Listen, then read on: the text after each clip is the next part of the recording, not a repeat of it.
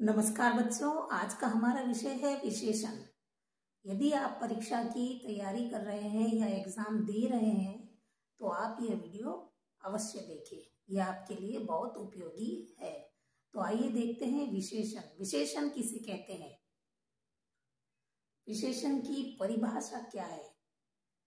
वे शब्द जो संज्ञा और सर्वनाम की विशेषता बताते हैं उन्हें विशेषण कहते हैं। अब विशेषण कितने प्रकार के होते हैं? तो विशेषण 4 प्रकार के होते हैं। वे कौन कौन से हैं? गुणवाचक विशेषण, संख्यावाचक विशेषण, परिमाणवाचक विशेषण और सार्वनामिक विशेषण। ये 4 विशेषण है। पहला विशेषण है हमारा गुणवाचक विशेषण। गुणवाचक विशेषण क्या है?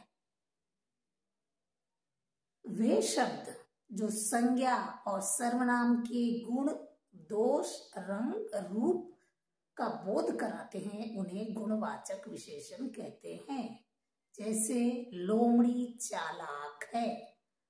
अभी लोमड़ी एक संज्ञा शब्द है और चालाक उसकी विशेषता है, इसलिए ये उसका गुण है चालाकी करना, तो ये गुणवाचक विशेषण के अंतर्गत आएगा। सांप जहरीला है।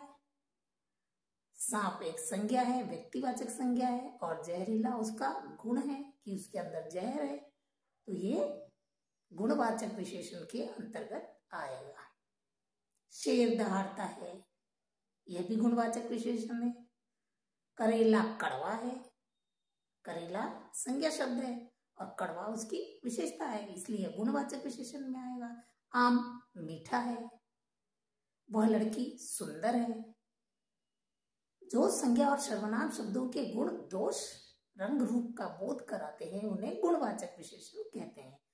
दूसरा विशेषण देखते हैं, संख्यावाचक विशेषण। अब संख्यावाचक विशेषण क्या है? वे शब्द जो संज्ञा और सर्वनाम की संख्या का बोध कराते हैं उन्हें संख्यावाचक विशेषण कहते हैं। जैसे रावण के 10 मुख थे, इसीलिए तो हम उन्हें दशानन कहते हैं। तो रावण एक व्यक्तिवाचक संज्ञा है और उसके 10 मुख होने के कारण ये उसकी विशेषता है, और ये संख्या है, 10 मुख संख्या है, 10 संख्या, इसलिए संख्यावाचक विशेषण के अंतर्गत आएगा। महादेव, भगवान शिव के 3 नेत्र है, तो भगवान शिव भी संज्ञा शब्द है, व्यक्तिवाचक संज्ञा शब्द है। उनके 3 नेत्र होने के कारण वे गुणवाचक विशेषण में आएगा, क्योंकि नेत्रों की संख्या 3 है, तो ये संख्यावाचक विशेषण में आएगा। फिर माँ दुर्गा है।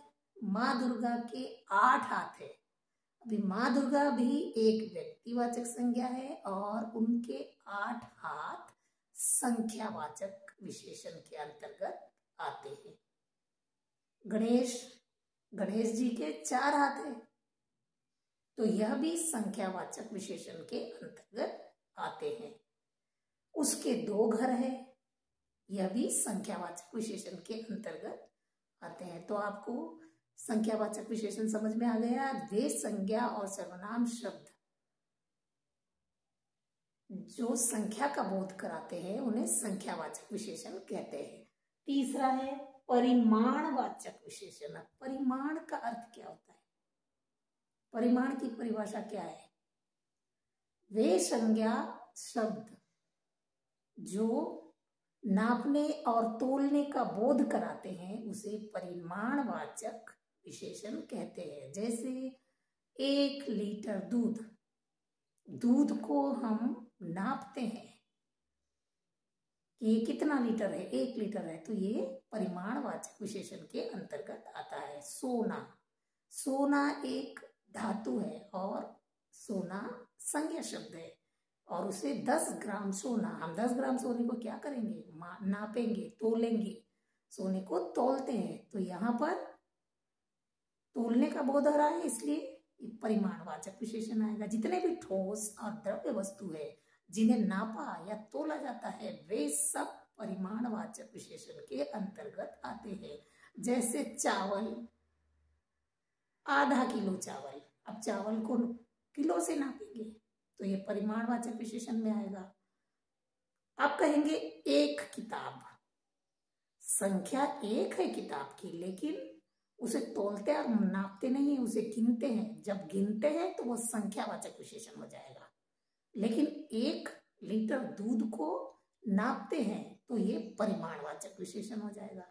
तो ये था परिमाणवाचक विशेषण। और चौथा है सार्वनामिक विशेषण। सार्वनामिक विशेषण वे सर्वनाम शब्द है जो किसी संज्ञा के पहले लगकर उस संज्ञा की विशेषता बताते हैं, उन्हें सार्वनामिक विशेषण कहते हैं। जैसे मेरा भारत महान, तो भारत एक व्यक्तिवाचक संज्ञा है और मेरा उसके आगे लग गया सर्वनाम, महान उसकी विशेषता है, तो ये सार्वनामिक विशेषण है, मेरा भारत महान। और दूसरा है वह वृक्ष विशाल है, वह सर्वनाम है और संज्ञा क्या है, वृक्ष, संज्ञा के आगे सर्वनाम लग गया और उस संज्ञा की विशेषता बताया है, बढ़ा दी है, क्या है कि वह वृक्ष विशाल है, तो ये सार्वनामिक विशेषण के अंतर्गत आएगा।